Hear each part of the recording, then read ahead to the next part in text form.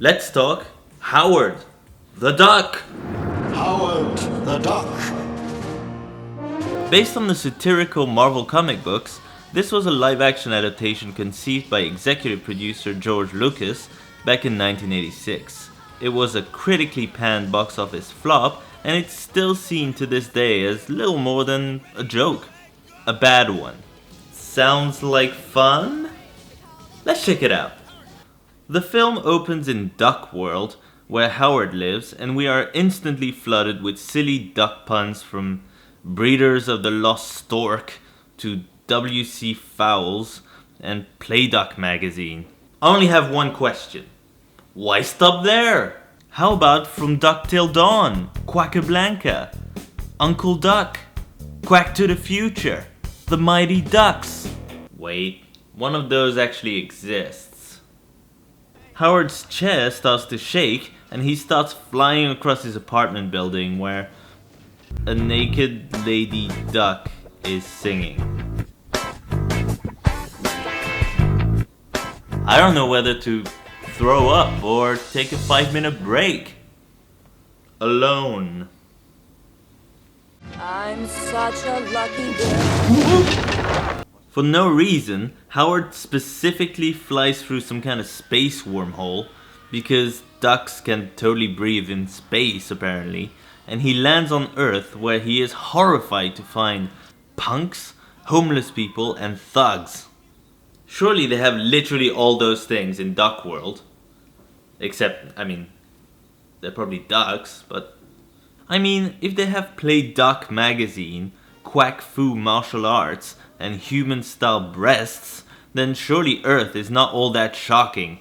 Anyway, he meets Beverly, played by Lea Thompson, who sings in rock girl band Cherry Bomb. She gives him a place to stay, and this leads to a genuinely sweet moment. No, not the blanket thing, that's corny. The real sweet moment is when she goes through his wallet. This is exactly like that scene in Up where the old lady dies. Gets me every time. So beautiful. Howard. Howard obviously wants to find a way to get back home, so they go to get the help of the closest thing Beverly knows to a scientist. Tim friggin' Robbins. Howard! Oscar winner Tim Robbins, ladies and gentlemen.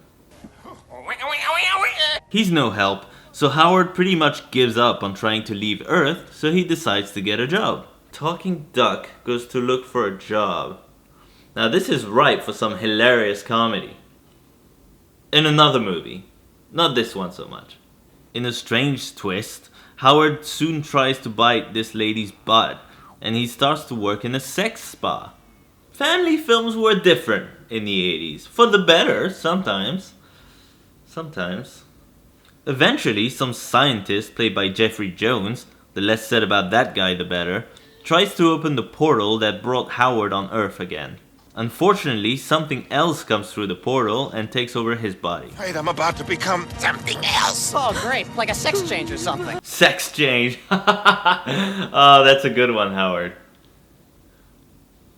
Wait, what? Oh, great. Like a sex change or something. Give me a minute. I'm gonna try to figure this joke out.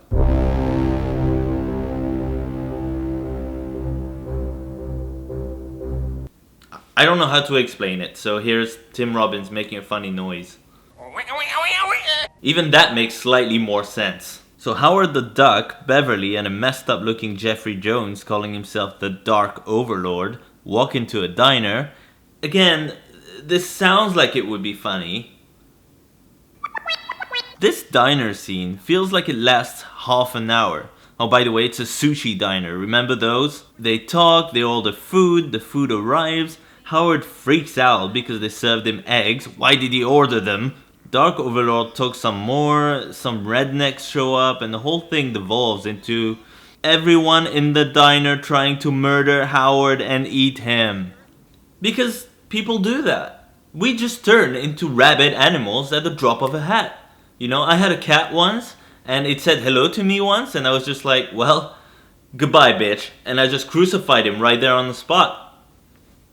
That's just the kind of guy I am. To say that the second half of the film drags is an understatement. The Dark Overlord plot feels like it should evolve into something else soon after the diner fiasco, but no. The film delays it for like an hour.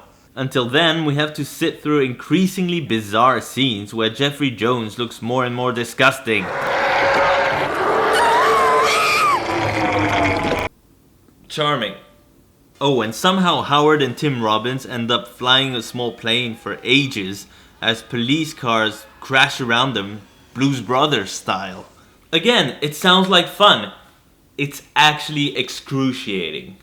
Honestly, I think this is when most people's minds wander when watching this movie. In a film where a talking duck flies through space, you'd expect something more exciting action-wise than something that would happen at the end of a Police Academy movie.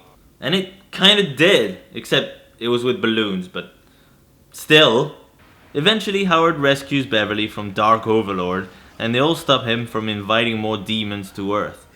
They fight the gross-looking monster, and Howard becomes Cherry Bomb's manager as everyone rocks out in the most 80s concert you'll ever see. Alright, so is Howard the Duck truly as bad as people say it is? Yes and no. The first half of the film is actually pretty entertaining.